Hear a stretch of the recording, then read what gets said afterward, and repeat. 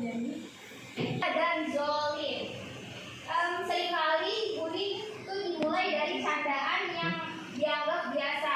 Nah, ini udah bukan humor yang sehat ya teman-teman.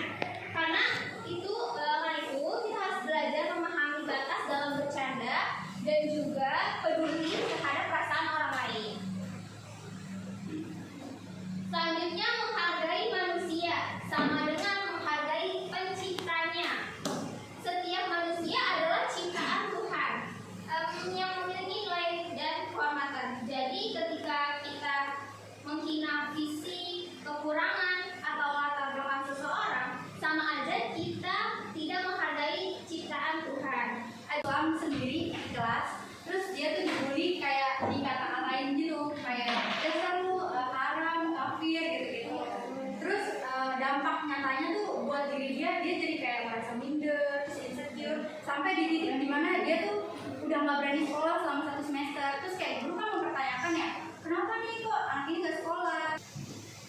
Ada juga pepatah yang bilang kayak apa yang kamu tabur itu yang akan kamu tuai. Terus kalau misalnya kalian jadi pelaku bullying, mungkin kalian nggak bakal kabur, tapi kayak bisa jadi saudara atau mungkin keturunan kalian nanti yang bakal jadi korban bullyingnya atau bullying di media sosial. Nah sekarang orang kan lebih gampang yang ngomong kasar, reject atau menghina lewat komentar dan juga postingan di internet. Nah banyak nih yang itu tuh dampaknya sangat besar banget ya, tetap besar buat orang lain gitu. Nah di sini ada beberapa hal yang penting yang harus kita perhatikan, yaitu yang pertama menjaga lisan digital.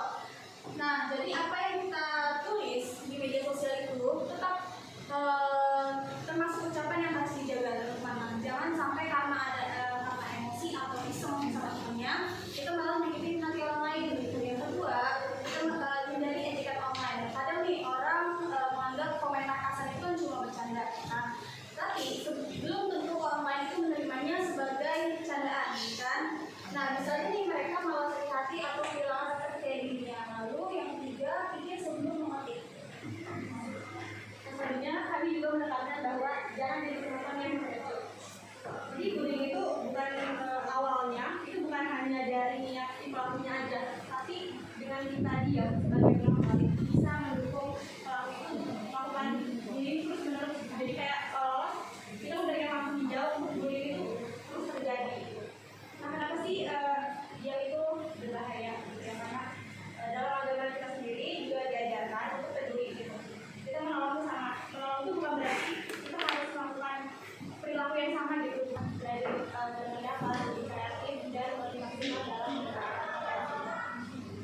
Nah kelas yang hari ini bukanlah kelas yang isinya itu hanya orang kita aja, tapi gimana satu sama lain itu bisa saling.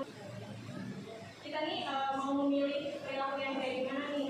Kalau misalkan kita saling menghargai dan menolong, kita akan membawa kebaikan juga ya untuk semuanya. Sebaliknya kalau kita memilih perilaku yang kita merendahkan satu sama lain, itu hanya akan dosa dan kesalahan dalam diri kita. Perbedaan candaan biasa sama bullying itu sebenarnya kayak dan tujuan yang orang mau bercanda itu harus sama-sama, tidak ada yang tersinggung, tidak ada yang tersakiti gitu. Kalau misalkan salah satu dari perilaku yang bercanda itu merasa tersakiti atau merasa apa ya, kadang orang tuh bilang nggak baper gitu ya. Sebenarnya saya ingin bertanya Kak, kalau misalnya kita udah menghargai orang, tetapi orang tersebut tidak menghargai kita, ini gimana ya? Jangan berharap orang itu bakal baik sama kita, tapi berharap aja pahala yang buat kita gitu. Jadi jangan pernah berharap kalau misalnya kita baik sama orang bakal baik sama kita. Tapi emang kita dianjurkan dalam agama manapun untuk tetap selalu menghargai dan baik sama orang lain gitu.